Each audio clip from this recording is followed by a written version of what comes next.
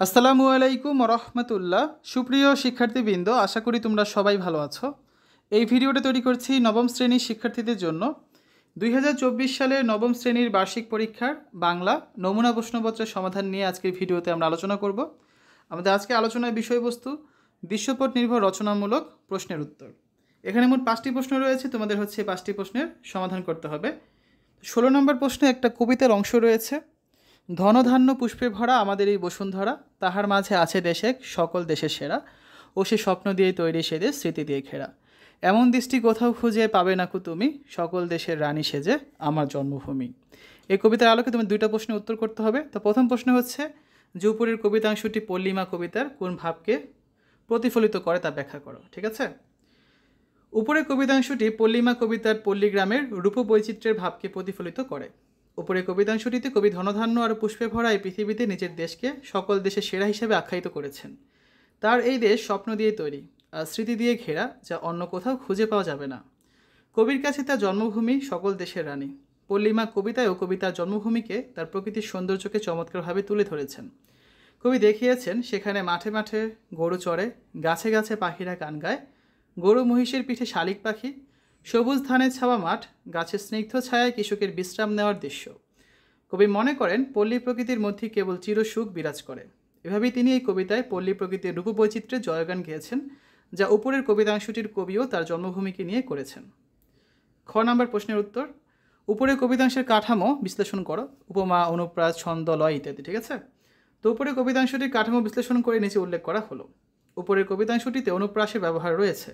এক্ষেত্রে পুনরাবৃত্ত ধনধান্য শব্দদ্বয়ে ধ এবং ন ধ্বনির পুনরাবৃত্তি ঘটেছে। আবার অন্তমিল অনুপ্রাস দেখা যায়, যেমন বসুন্ধরা, সেরা ইত্যাদি। এই কবিতাংশটিতে অর্থালঙ্কার হিসেবে উপমার ব্যবহার রয়েছে, যেমন সকল দেশের রানী সেজে আমার জন্মভূমি। এখানে কবিতা জন্মভূমিকে রানীর সাথে তুলনা করেছেন। এই কবিতাংশটি ভাব নির্ভর একটি লেখা। এর গঠন হলো সমিল, এর লয় হচ্ছে ধীর এবং এর ছন্দ হলো মাত্রাবৃত্ত। আমরা যদি 17 নম্বর প্রশ্নে দেখি, 17 নম্বর প্রশ্নে একটা গদ্যাংশ রয়েছে যে চিন্তার চর্চা মানুষের জীবন দর্শনের প্রধান উপাদান, কিন্তু বর্তমান বিশ্ব ব্যবস্থায় আমাদের মানব সমাজ চিন্তার রাজ্য থেকে নির্বাসন নিয়ে কেবল যন্ত্র নির্ভরই হচ্ছে। তা নয়, অধিকন্তু আমরা নিজেরাই আজ এক একটি যন্ত্রে পরিণত হয়েছি। বিজ্ঞান ও প্রযুক্তির নতুন আবিষ্কারকে জীবনের প্রয়োজনে ব্যবহার করে জীবনকে উন্নত করার বদলে যন্ত্রের কাছে আমরা সমর্পণ করেছি জীবনকে, যার ফলে যন্ত্রের উৎকর্ষের সঙ্গে তাল রেখে মানুষের মানবীয় গুণাবলী উৎকর্ষমণ্ডিত হচ্ছে না। ঠিক আছে, তো এরকম একটা গদ্যাংশ এখানে দেওয়া হয়েছে। তো ক নম্বর প্রশ্নে বলা হয়েছে যে উপরের গদ্যাংশটি গঠনের দিক থেকে কোন শ্রেণীর প্রবন্ধের নমুনা বলে তুমি মনে করো, তোমার মতের পক্ষে যুক্তি দাও। উপরের গদ্যাংশটি গঠনের দিক থেকে বিশ্লেষণমূলক প্রবন্ধের নমুনা বলে আমি মনে করি। নিচে আমার মতের পক্ষে যুক্তি দেওয়া হলো। উপরের গদ্যাংশটিতে লেখক মানুষের চিন্তা চর্চার গুরুত্ব তুলে ধরেছেন। এই ব্যাপারে লেখক নিজের যুক্তিসঙ্গত মতামতগুলো চমৎকারভাবে উপস্থাপন করেছেন। তিনি কোনো প্রচলিত মতামত বর্ণনা করেননি, বরং নিজের বুদ্ধি ও বিবেচনা দিয়ে চিন্তার ক্ষেত্র থেকে মানুষের দূরে সরে যাওয়া এবং এটা থেকে উত্তরণের কিছু উপায় বিশ্লেষণ করে এই গদ্যাংশ উপস্থাপন করেছেন। তিনি বিশ্লেষণ করে দেখিয়েছেন মানুষ যন্ত্রনির্ভর হয়ে ক্রমে চিন্তার চর্চা থেকে দূরে চলে যাচ্ছে। তিনি মনে করেন বিবেচনাহীন ভোগ মানুষকে পশুর চেয়ে নিকৃষ্ট করে ফেলে। লেখকের এরূপ ভাবনা বুদ্ধিভিত্তিক চিন্তা ও বিশ্লেষণের ফসল, যা বিশ্লেষণমূলক প্রবন্ধের বৈশিষ্ট্যকেই ধারণ করে। খ নম্বর প্রশ্নে বলা হয়েছে যে উপরের গদ্যাংশটি তোমার পাঠ্য সভ্যতা সংকট প্রবন্ধের বক্তব্য কি সংক্ষিপ্তভাবে ধারণ করেছে, এই মন্তব্যটি পর্যালোচনা করো। উপরের গদ্যাংশটি আমার পাঠ্য সভ্যতা সংকট প্রবন্ধের বক্তব্য কি সংক্ষিপ্তভাবে ধারণ করেছে, এই মন্তব্যটি যথার্থ। উপরের গদ্যাংশটিতে চিন্তা চর্চাকে মানুষের জীবন দর্শনের প্রধান উপাদান হিসেবে উল্লেখ করা হয়েছে। বর্তমান বিশ্ব ব্যবস্থায় আমাদের মানব সমাজ যে চিন্তার রাজ্য থেকে নির্বাসিত হয়ে যন্ত্রনির্ভর হচ্ছে এবং নিজেরাই যন্ত্রে পরিণত হয়েছে, এই নেতিবাচক দিকটি লেখক ফুটিয়ে তুলেছেন। পাশাপাশি এর ফলে মানুষের ভয়াবহ পরিণতি এবং এটা থেকে উত্তরণের উপায়ও লেখক এই গদ্যাংশে তুলে ধরেছেন। অন্যদিকে সভ্যতা সংকট প্রবন্ধে লেখক মানুষের চিন্তার চর্চা থেকে দূরে সরে গিয়ে মানুষের যন্ত্র নির্ভরতার যে ভয়াবহ পরিণতি, এদিকটি তুলে ধরেছেন। আর তিনি এগুলো থেকে মানুষের উত্তরণের উপায়ও বলে দিয়েছেন। তবে লেখক এই প্রবন্ধে আরও অনেক গুরুত্বপূর্ণ বিষয়, যেমন চিন্তাহীনতার ফলে মানুষের নৈতিক অবক্ষয়, হিরোশিমা নাগাসাকির যুদ্ধের ভয়াবহতা, আণবিক ও অন্যান্য মারণাস্ত্রের ভয়াবহতা ইত্যাদি বিষয় বিশদভাবে তুলে ধরেছেন। তাই উপরের গদ্যাংশে এগুলোর সংক্ষিপ্ত বক্তব্যই প্রতিফলিত হয়েছে। আমরা যদি পরের প্রশ্নে যে 18 নম্বর প্রশ্নে একটা কবিতার অংশ রয়েছে। আবার আসিব ফিরে ধানসিঁড়িটির তীরে এই বাংলায়, হয়তো মানুষ নয়, হয়তো বা শঙ্খচিল শালিকের বেশে, হয়তো ভোরের কাক হয়ে কার্তিকের নবান্নের দেশে, কুয়াশার বুকে ভেসে একদিন আসিব এই কাঁঠাল ছায়ায়, হয়তো বা হাঁস হব, কিশোরীর খুঙুর রহিবে লাল পায়, সারাদিন কেটে যাবে কলমির গন্ধ ভরা জলে ভেসে ভেসে, আবার আসিব আমি বাংলার নদী মাঠ ক্ষেত ভালোবেসে, জলাঙ্গি ঢেউয়ে ভেজে বাংলারে করুণ সবুজ করুণ ডাঙায়। তো ক নম্বর প্রশ্নে বলা হয়েছে যে কবিতাংশের কবির ভাবনার সাথে আমি কোনো আগন্তুক নই কবিতার কবির ভাবনার যে মিল রয়েছে তা ব্যাখ্যা করো। কবিতাংশের ভাবনার সাথে আমি কোনো আগন্তুক নই কবিতার কবির স্বদেশ প্রেমের মিল রয়েছে। উপরের কবিতাংশে কবিতার স্বদেশের ধানসিঁড়ি নদীর তীরে বারবার ফিরে যেতে চান। তিনি কখনো মানুষ হয়ে, কখনো শঙ্খচিল শালিক হয়ে, কখনো বা ভোরের কাক হয়ে তার স্বদেশের মাটিতে ফিরে আসতে চান। তিনি তার স্বদেশের প্রকৃতি, নদী, মাঠ, ক্ষেতকে ভালোবাসেন, তাই কিছুতেই তিনি স্বদেশ ছেড়ে থাকতে চান না। এখানে নিঃসন্দেহে কবির স্বদেশ প্রেম ফুটে উঠেছে, যা আমি কোনো আগন্তুক নই কবিতায় ফুটে উঠেছে। এই কবিতায় কবি বারবার জোর দিয়ে বলেছেন যে তিনি কোনো ভিনদেশী কিংবা আগন্তুক নন, তিনি এই মাটিরই সন্তান। সাক্ষী হিসেবে তিনি এই প্রকৃতির ফুল, পাখি, ফল, পুকুর ইত্যাদিকে নির্দেশ করেছেন। তিনি বোঝাতে চান যে এই বাংলার প্রকৃতিতে তিনি বেড়ে উঠেছেন, তাই তিনি এই মাটিরই সন্তান। এখানে কবির স্বদেশ প্রেমেই প্রতিফলিত হয়, যার সাথে উপরের কবিতাংশটির ভাবটির মিল রয়েছে। খ নম্বর প্রশ্নে বলা হয়েছে উপরে কবিতাংশটির মূল ভাব প্রমিত ভাষায় লেখো। ঠিক আছে, উপরে কবিতাংশটির মূল ভাব নিচে প্রমিত ভাষায় লেখা হলো। উপরের কবিতাংশটিতে একজন দেশপ্রেমিক কবির স্বদেশ প্রেমের দিকটি প্রতিফলিত হয়েছে। কবি তার দেশকে এতটাই ভালোবাসেন যে তিনি কিছুদিন তার স্বদেশকে ছেড়ে যেতে চান না। তার স্বদেশের পরিবেশ, প্রকৃতির রূপ, রস, গন্ধে তিনি এতটাই মুগ্ধ যে বারবার তিনি এখানে ফিরে আসতে চান। তিনি কখনো মানুষ হয়ে ফিরতে চান, কিংবা শঙ্খচিল শালিকের বেশে, নতুবা ভোরের কাক হয়ে। কবির এই কথাগুলোর মাধ্যমে মূলত বাংলার অসাধারণ সৌন্দর্যের চিত্রগুলো ফুটে উঠেছে। তিনি এখানে হাঁসের কথা বলেছেন, কলমির গন্ধ ভরা জল, জলাঙ্গির ঢেউয়ে ভেজা বাংলার সবুজ করুণ ডাঙার কথা বলেছেন। এই চিত্রগুলোর মাধ্যমে কবি বাংলার রূপবৈচিত্র্যের চমৎকার দৃশ্যগুলো ফুটিয়ে তুলেছেন। 19 নম্বর প্রশ্নের উত্তর ক নম্বরে আছে। 19 নম্বর প্রশ্নটার জন্য একটা অনুচ্ছেদ দেওয়া আছে। সে অনুচ্ছেদে হচ্ছে যে স্বামীর মৃতদেহের সাথে বিধবা স্ত্রীকে জীবন্ত দাহ করার রীতি সতীদাহ নামে পরিচিত। প্রাচীনকাল থেকেই ভারতবর্ষের হিন্দু সমাজে এই রীতি চলে আসছিল। তো যে নারী তার যথাসর্বস্ব দিয়ে স্বামী, সন্তান ও সংসারের জন্য কাজ করে গেল, সেই নারীকেই মৃত স্বামীর সাথে জীবন্ত পুড়িয়ে মারা হতো। অথচ কোনো স্ত্রী মারা গেলে তার সাথে স্বামীকে কিন্তু দাহ করা হতো না। তো এই নিয়ে হচ্ছে একটা অনুচ্ছেদ রয়েছে। ক নম্বর প্রশ্নে বলা হয়েছে যে অনুচ্ছেদের সতীদাহ প্রথার মধ্য দিয়ে নিম গাছ গল্পের যে দিকটি ফুটে উঠেছে তা ব্যাখ্যা করো। ঠিক আছে, অনুচ্ছেদের সতীদাহ প্রথার মধ্য দিয়ে নিম গাছ গল্পের নিম গাছের প্রতি অবহেলা তথা নারীর প্রতি অবহেলার দিকটি ফুটে উঠেছে।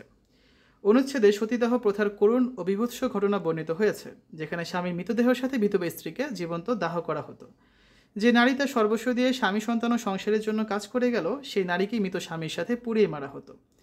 নারীর প্রতি এমন অবহেলা ও অনাদর নিমগাছ গল্পে লেখক নিমগাছের প্রতীকে তুলে ধরেছেন। যে নিমগাছ মানুষকে নানা দিক দিয়ে উপকার করে, যে নিমগাছকে তার অবহেলা অনাদরে ফেলে রাখে, একইভাবে সেই লক্ষ্মী গৃহবধূ অক্লান্ত পরিশ্রম করে সংসারের সমস্ত দায় দায়িত্ব পালন করে, সেই বধূকে তারা কোনো মূল্যই দেয় না। নিমগাছের মতোই তাকে সংসারে অবহেলা ও অনাদরে রাখা হয়। এই করুণ অবস্থা থেকে কোনোভাবে বেরো হতে পারছে না। তার এই করুণ অবস্থা নারীর প্রতি অবহেলার দিকটিকেই নির্দেশ করে, যা অনুচ্ছেদও ফুটে উঠেছে। তারপর খ নম্বর প্রশ্নে বলা হয়েছে যে অনুচ্ছেদের ঈশ্বরচন্দ্র বিদ্যাসাগর ও রামমোহন রায় কি বনফুলের প্রত্যাশা পূরণ করতে পেরেছেন? নিমগাছ গল্পের আলোকে যুক্তি দাও।